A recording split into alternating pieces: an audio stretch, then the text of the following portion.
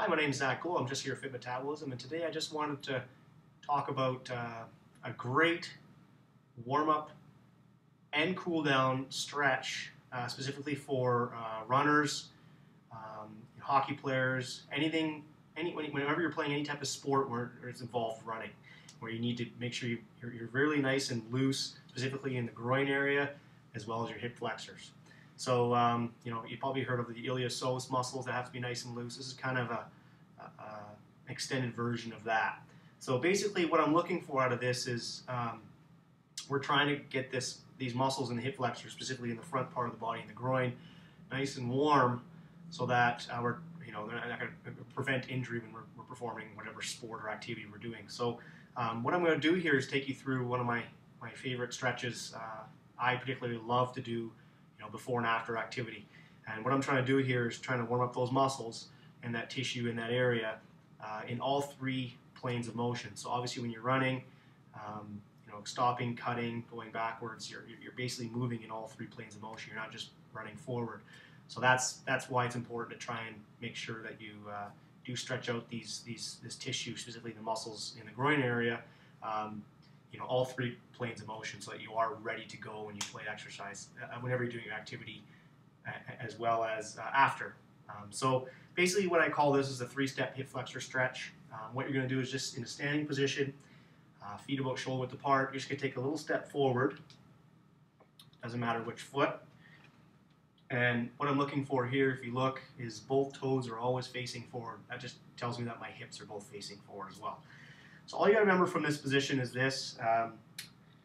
The leg that I step back with, so basically this is my right leg that's behind me.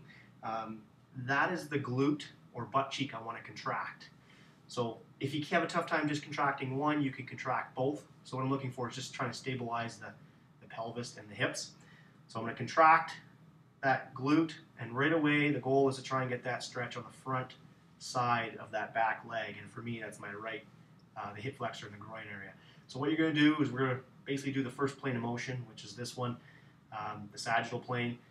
You're just going to contract that glute, hold for about 10 seconds, and basically the front leg is just slightly bent. I'm not trying to fully extend it. The back leg can be completely straight, but the front leg is just slightly bent. Hold for 10, and then you're going to break the second plane of motion. And what that means is basically with the leg that's stepped back, which is my right leg, I'm going to take my right hand.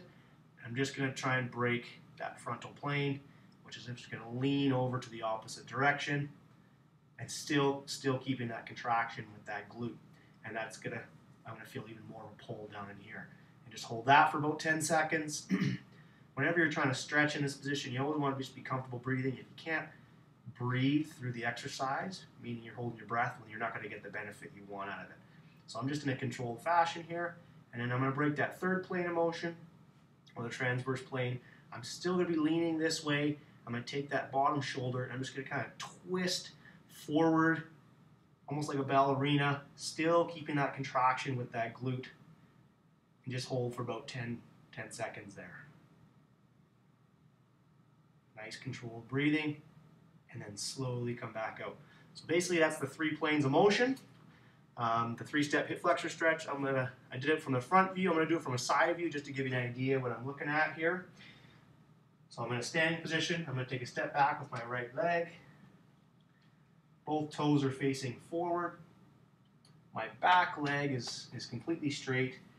My front leg is just slightly bent. And then what you're going to do is the leg that's behind, which is my right glute again, I'm just going to contract it, get that stretch in the front part of the leg. So you're just going to hold that for 10 seconds. And then you got that. You're going to break the second plane of motion, which is you're going to take your right hand or the leg that stepped back. I'm just going to lean over to the left in a nice controlled fashion, still keeping that glute contracted. Nice comfortable breaths. And then I'll break this third plane of motion. I'm still going to be leaning over, and I'm just going to take my left shoulder or the opposite shoulder and just a little bit of a twist and just hold there for another 10. Still keeping that glute contracted. It's just an active stretch of the groin muscles, specifically the hip flexors, and then come back out slowly. And then you can go to the opposite side and do the same thing. Like I said, this is a great exercise before and after activity, whether you're running, whether you're going to play a sport or an activity, whether anything involved running or hockey, where you're just trying to make sure everything's loose in the hip flexors. So like I said, this is one of those great exercises. Take your time through it, and the big thing and the focus is to make sure obviously you're breathing through the stretch, and also making sure you keep the contraction of the glutes. That's going to get that active stretch in the front. So I hope you learned a thing or two, and by all means try it out, and have a great night.